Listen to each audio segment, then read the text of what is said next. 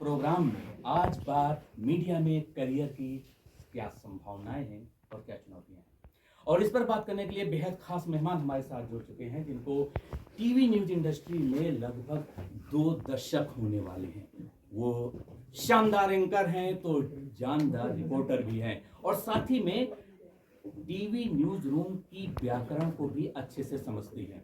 मैं बात कर रहा हूँ सुरभि शर्मा जी की। बहुत बहुत स्वागत है आपका। शुक्रिया sir, thank you so much.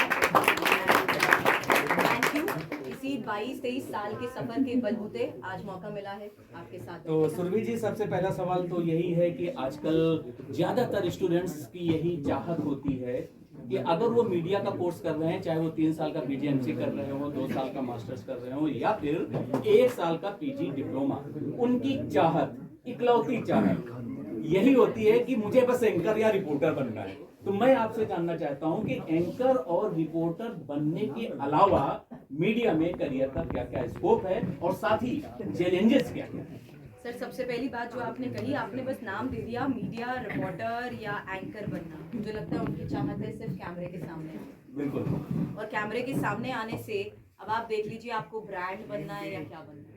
ये बात इसलिए मैं कह रही हूँ क्योंकि हर कोई कैमरे के सामने आकर ब्रांड तो नहीं बन पाता। उसके लिए चैलेंजेस बहुत ज़्यादा हैं और चैलेंजेस उस लिहाज से हैं कि आजकल के इस डिजिटल वर्ल्ड में जहाँ मेरे हाथ में फ़ोन है, यहाँ तमाम स्टूडेंट्स के हाथ में फ़ोन है, तो वो अगर भले ही इस वक्त ऑडियो ना सुन पाए लेकिन विजुअल इम्पैक्ट को ज़रूर समझते हैं। और उसी विजुअल इम्पैक्ट में कैमरा के सामने आने वाला पर्सन खुद कितना बड़ा इम्पैक्ट छोड़ता है, ये अब बहुत बड़ा चैलेंज बन चुका है।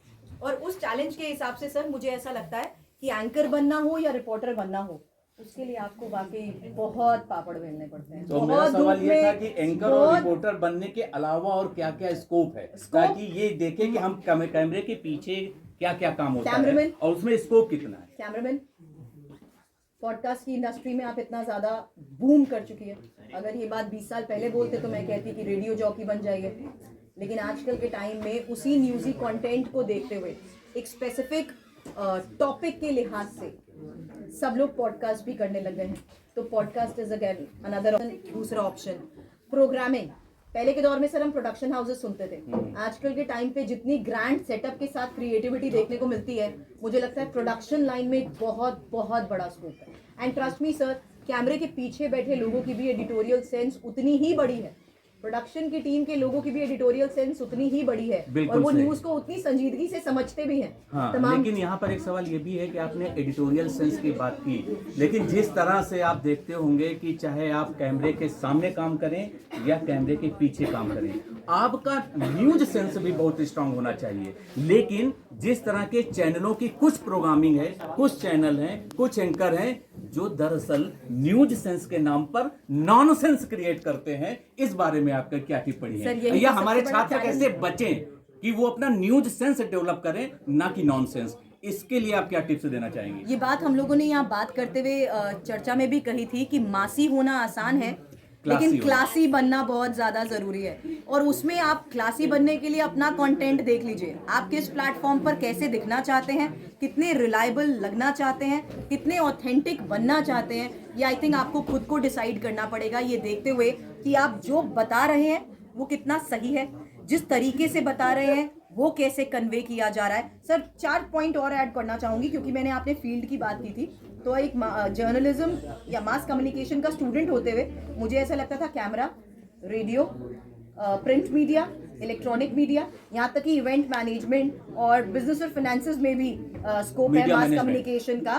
कम्युनिकेशन सर वही तो कॉन्टैक्ट के जरिए मीडिया मैनेजमेंट और ये पब्लिक रिलेशंस के तौर पर भी अगर आप देखें तो बहुत इंपॉर्टेंट है। दूसरी बात जो आपने चैलेंजेस की करी, ऑन कैमरा आप कैसे लगना चाहते हैं, उस चीज़ को नॉनसेंस वे में प्रेजेंट करना चाहते हैं या बहुत सीरियसनेस के साथ, आई थिंक ये कंटेंट क्रिएशन पे निर्भर करता है सर। और आजकल की ये यंगस्टर्स है ना, इन यंगस्टर्स को कंटेंट नई न्यूनेस चाहिए। उस न्यूनेस की आड़ में हो ये चुका है कि हम व्हाट्सएप फैक्ट्री की बात करते हैं, मुझे लगता है थोड़ी सी फियर मॉन्गरिंग सिचुएशन हो जाती है जहां लोगों के बीच में इन्हीं नोटिफिकेशंस के जरिए डर भी बैठ जाता है और इन्हीं नोटिफिकेशंस के जरिए नॉन सीरियसनेस ज़्यादा देखने को मिलती है। तो वहीं पर एक सवाल ये भी उठता है कि कई बार ऐसा देखने में भी आता है कि आप जब न्यूज़ रूम में काम करते हैं और जो क्लासरूम में आपको पढ़ाया जाता है तो कई ऐसे छात्र रहते हैं कि सर आपने क्लासरूम में तो ऐसे बताया था कि अनबायस्ड होकर लिखना, सही से लिखना, लेकिन जब हम न्यूज़ रूम में काम करते हैं तो जो हमारा हेड है, जो हमारा इंचार्ज है, वो कहते हैं कि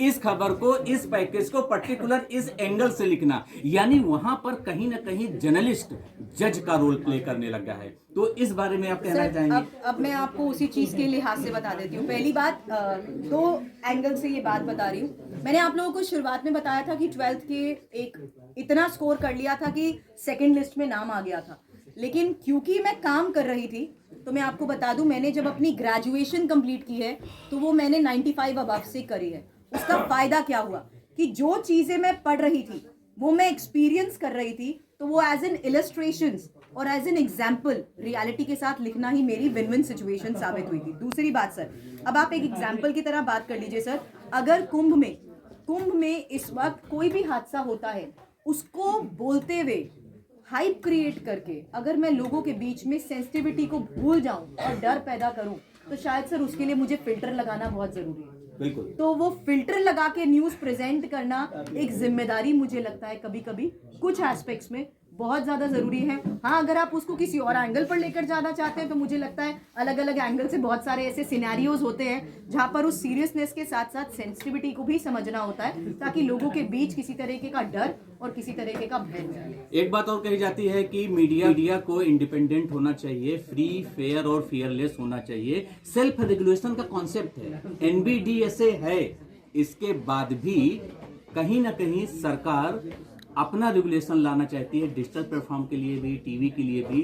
तो आप इस रेगुलेटरी अथॉरिटी के बारे में क्या सोचते हैं? सर, मुझे लगता है थोड़ा डिबेटेबल है, बहुत डीप कोर रूटेड इश्यूज हैं। उस डीप कोर रूटेड इश्यूज में मुझे ऐसा लगता है कि जितने भी हमारे सीनियर दिग्गज हैं जो इस बदलते ईरा को डिकेड से विटनेस करते आ रहे हैं, मेरा तो 2 दशक का है सर, 50-60 दशक के अनुभव के साथ सब बैठे हैं और उन्होंने over the period of time in changes को अडेप्ट भी किया है और उस लिहाज से ऑडियंस की नफ्स को टटोलते हुए हर चीज को प्रेजेंट भी किया है। सर, कनेक्शन है बिल्कुल, ऑडियंस टीवी के पीछे, लेकिन क्रेडिबिलिटी क्राइसिस भी एक इशू है। क्रेडिबिलिटी क्राइसिस और वो इशू क्यों है? तो उस इशू को रिजॉल्व करने के लिए हमारी जो नई पीढ़ी मीडिया में आ रही है, टीवी पे आ रही है, तो टीवी में क्रेडिबिलिटी क्राइसिस कैसे दूर हो, इसके लिए 2 ही तरीके हैं। या तो आप बहुत ही अच्छे तरीके से सेल्फ रेगुलेशन के कॉन्सेप्ट को अपनाएं और टीआरपी के लिए एक अच्छी और यूनिक और ट्रांसपेरेंट मेथोडोलॉजी लेकर आए, या फिर गवर्नमेंट को सौंप दें।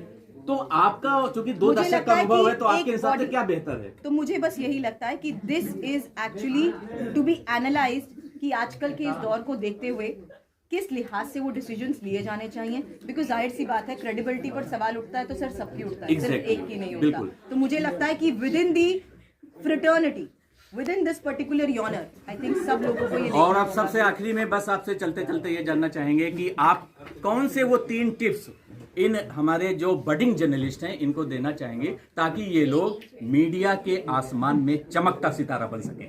नंबर 1, जो मैंने शुरुआत में कहा था कि अगर आप खबर को इंग्लिश में पढ़ते हैं तो खबर को हिंदी में भी पढ़िएगा, क्योंकि जितना आप उसको सरल तरीके से पढ़ेंगे उतना सरल तरीके से खबर को समझ भी पाएंगे। तो दैट्स इम्पोर्टेंट। दूसरा, क्योंकि अभी आप लोगों को सबको मैंने कहा कैमरे के सामने आना है, तो जोर जोर से पढ़िएगा। आप कहिएगा ये बहुत बेसिक है, ये खाने में नमक के मुताबिक ही है। अब आप देख लीजिए, नमक ज्यादा हो तो भी बुरा है, नमक ना हो तो भी बुरा है। तो ये आपको भले ही बहुत बचकानी एडवाइस और बचकानी टिप्स लगेंगी, लेकिन ये बहुत जरूरी है, क्योंकि स्क्रीन के सामने जब आप आते हैं, आप कैसे बोल रहे हैं, कैसे दिख रहे हैं, कैसे प्रेजेंट कर रहे हैं, किस तरीके से प्रेजेंट कर रहे हैं, इन तमाम फैक्टर्स को पहले खुद विजुअली देखिए, समझिए, और उसके बाद ही आपको पता लग पाएगा कि आपको किन चीजों को इम्प्रोवाइज करना है। तो पहला, पढ़ना हिंदी और इंग्लिश में। दूसरा, बोल बोल के पढ़ना। और तीसरा, सबसे इंपॉर्टेंट, कि उन तमाम फैक्टर्स को देखते हुए जो आज आप प्रेजेंट कर रहे हैं, उनको फैक्चुअली पढ़ना, एडिटोरियली पढ़ के समझना, वो बहुत ज्यादा जरूरी है। और उसके लिए आप जैसे दिग्गजों की जरूरत है, जिनके अनुभव के जरिए हम उन तमाम फैक्टर्स को आज अपनी समझ के लिए आपके जरिए जान पाते हैं कि ये कितना इम्पोर्टेंट। जी, thank you so much ma'am for coming our show. और ये हमारी दरअसल एक कोशिश होती है कि किस तरह से न्यूज रूम और क्लास रूम की दूरियों को पाटा जाए, न्यूज रूम और क्लास रूम के बीच का जो गैप है उसमें ब्रिज बनाया जाए, ताकि आप जैसे महान लोग आए, अच्छे लोग आए और हमारे इस नए छात्रों को गाइड करें। Thank you so much for coming our show. तो अगले सप्ताह होगी मुलाकात कैरियर टॉक में किसी एक और विशेषज्ञ के साथ। तब तक देखते रहिए IIMC news. Thank you so much.